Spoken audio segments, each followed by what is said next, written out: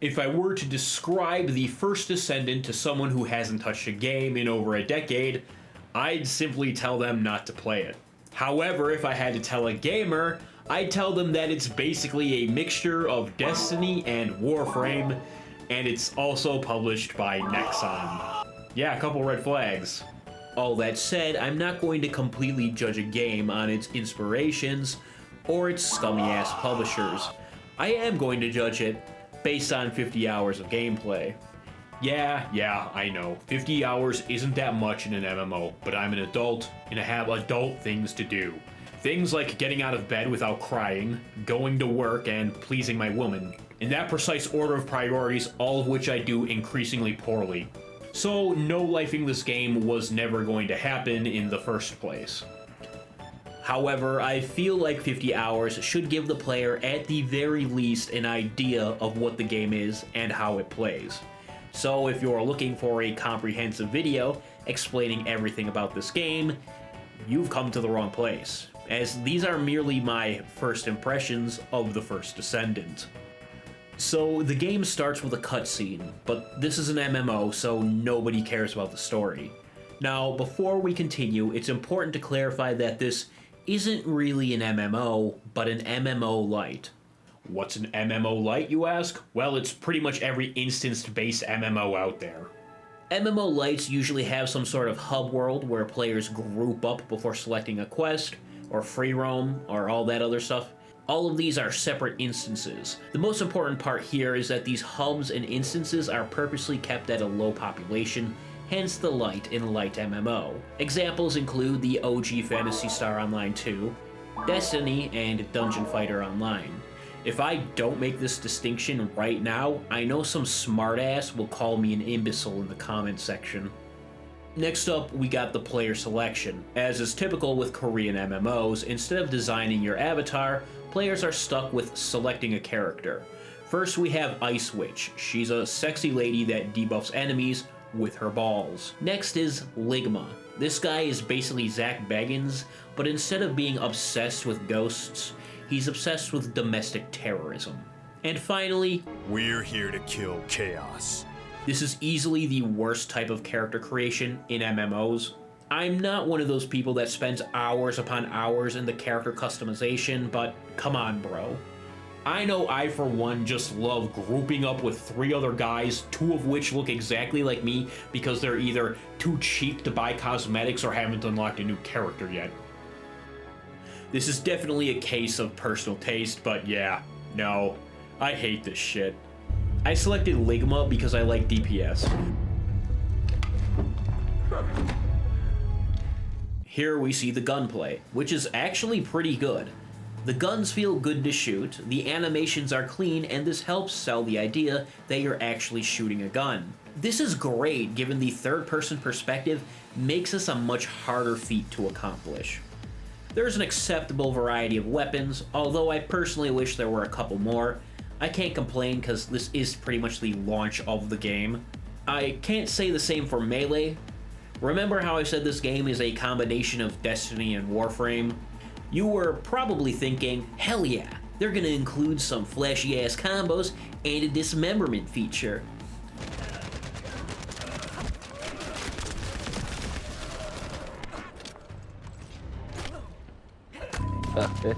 This sucks, man.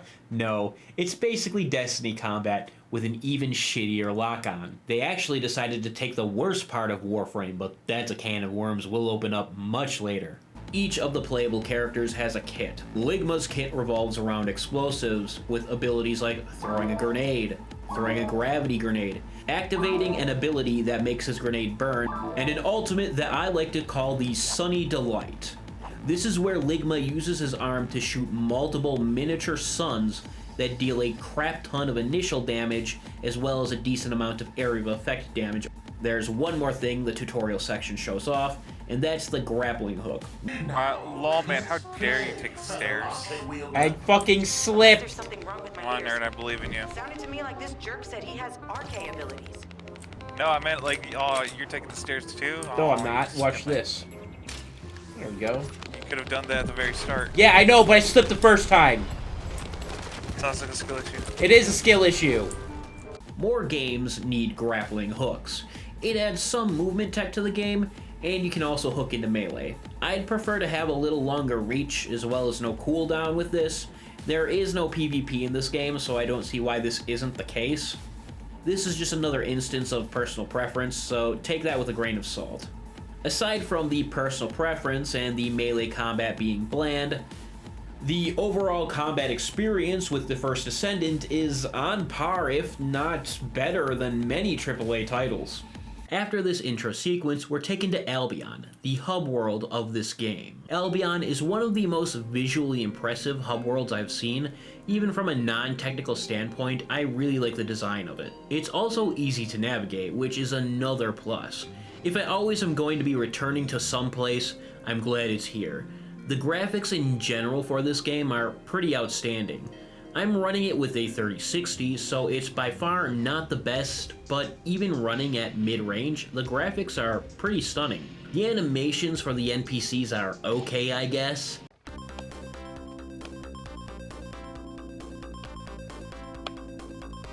Hey, yo, why are you reading my backstory when you could be using the cash shop?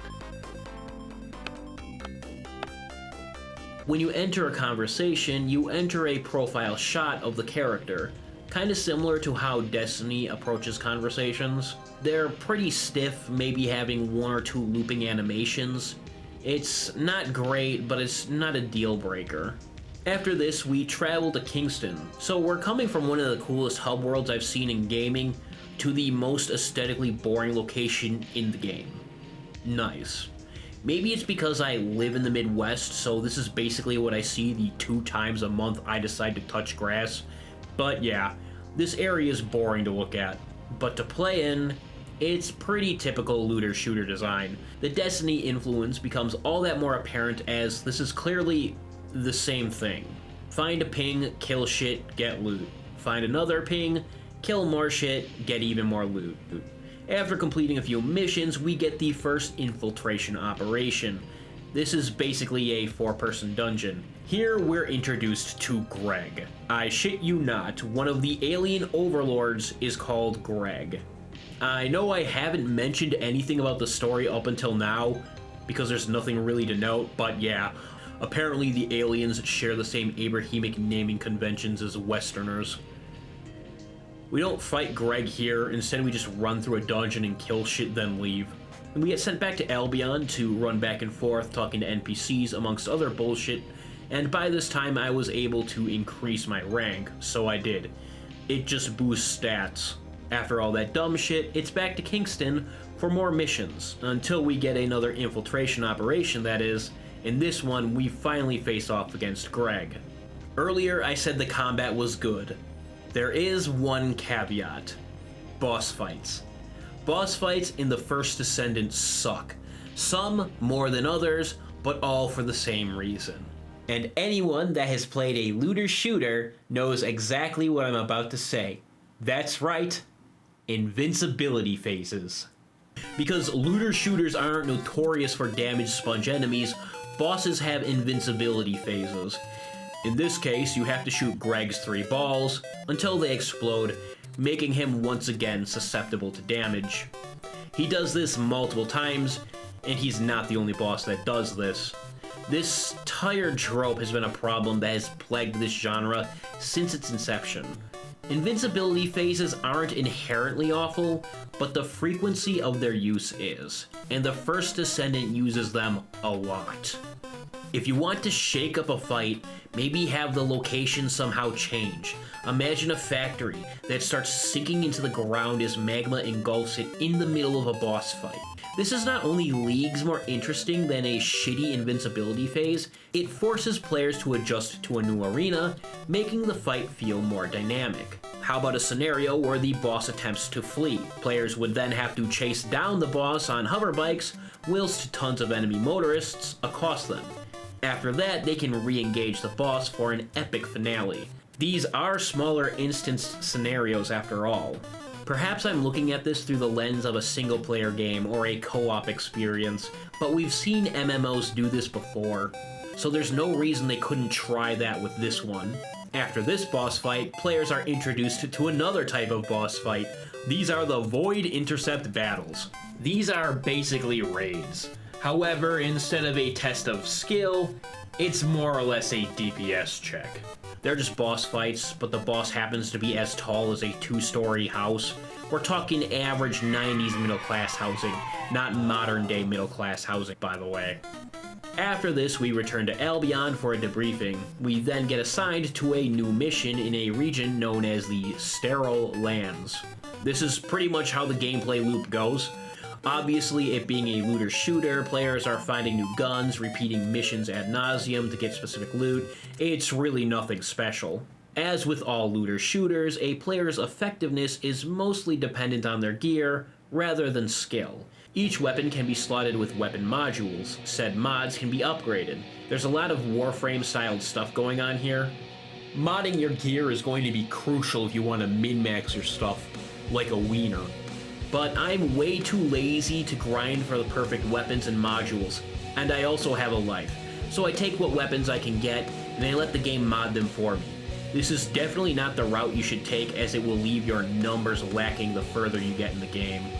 The Descendants can also add modules. They function pretty much the same way as a weapon module would, but these ones are for people. Descendants can also equip external components and reactors. External components provide stat upgrades as well as some passive effects. The reactors, on the other hand, are a little bit more in depth, so I'm not going to go over them. Alright, let's talk about Descendants, the best part of the First Descendant, whilst simultaneously being the worst part of the game. So the Descendants are the player's characters. We've already established this. Of the few characters I've played, they each feel different enough to be fun and interesting. I would love to try more. However, the process to unlock said characters is legitimately the worst thing ever. Remember when I said Nexon took the worst part of Warframe and added it to this game? Well, here it is. What you doing?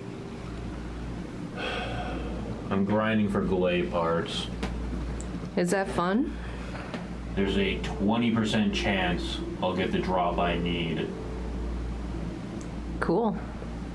Well, I mean, that sounds nice, but then I have to take that part that I need, and I have to fight a boring boss battle for a 6% chance that I'll get the part that I really need.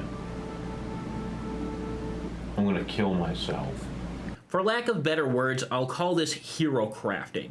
Allow me to explain to you a portion of this process for the character I wanted to unlock, that being Glay. Why did I want to unlock her? That's easy. She's a MILF. Your mom will save you no matter what. To be able to craft the first of the 4 Glay pieces, we would need 246 mana shards, 430 silicon, 38 glue and metallic foil, 1 Glay enhanced cells blueprint. Monad shards and silicon are easy enough to find. Monad shards are littered around Kingston. Silicon is found all around the White Knight Gulch. Cooling metallic foil is a little bit more in depth. First, you need a code analyzer, which are pretty rare drops from enemies. Next, you have to take these code analyzers to some coffin-looking things that randomly spawn in certain regions. For what we want, we have to go to the White Knight Gulch. Once you find one of these, you'll have to play a shitty QuickTime game. Don't fuck it up, because you will lose an analyzer upon use. You need to get 38 of these. Finally, we need to get Glay enhanced cells. To do this, we need to find an amorphous material pattern 12, which we can get in the quarry zone here. Finally, we have to enter a Void Intercept battle with Stunning Beauty, after which we have a 38% chance to roll this item. Once we get all this material, which I'm not fucking doing by the way, we go back to Albion and craft it for 8 hours. We'll have to repeat a similar process for 2 other parts, then get another drop. Once we have all the parts for Glay, we can finally craft her, and then wait 16 hours for her to complete. Imagine grinding 2 weeks for this shit, only to have the game tell you to fuck off for a bit or pay them money to speed it up. Honestly, I don't know what's worse, this shit or gacha and loot boxes. At least with gacha and loot boxes, you get that shit right away, and it's usually a far less convoluted process. Gacha systems also generally have some sort of pity system, which guarantees good rolls eventually. The First Descendant doesn't. If a mission has a 10% chance to give you an item you want, it could still take you 20 plus tries to get it. The likelihood of you getting that 10% chance does not increase the more you do it. It remains just as likely the first time as it is the 15th time. Statistics are weird like that. The purpose of the tedium is not lost on me. Nexon wants you to get fed up with the boring repetitive grind and just buy that shit with premium currency. Sure, they borrowed a lot from Warframe, but why did they choose this? Also, why are we crafting people? This is stupid. At least in Warframe, they were some sort of remote-controlled weapon system. The whole process kind of soured me on the game, and it makes the flaws of the First Descendant more apparent. As fun as the gameplay can be, and as beautiful as the game is, it doesn't do anything to make me want to invest more time in it. I've done most of the story available. The quests are repetitive at best, the boss fights never seem to get better. The game itself is really just a mashup of Destiny and Warframe with no added zest, aside from the waifus and husbandos. Mind you, this only works if your player base is a bunch of basement-dwelling coomers. Which they are. You're a fucking idiot! These design choices ultimately make the First Descendant feel a lot more generic than anything else. The live service only amplifies the gripes I have with this game. The heinously tedious grind and the emphasis on microtransactions to circumvent that become glaringly apparent once you get past the new game spectacle. Sure, I don't need to buy a character, but do I really want to spend 20 hours of vapid grinding sessions just so I can own a character, when all I really need to do is make a couple clicks to buy one with real money? Don't get me wrong, I'm not one of those Twitter dweebs who complain about games being over 12 hours long.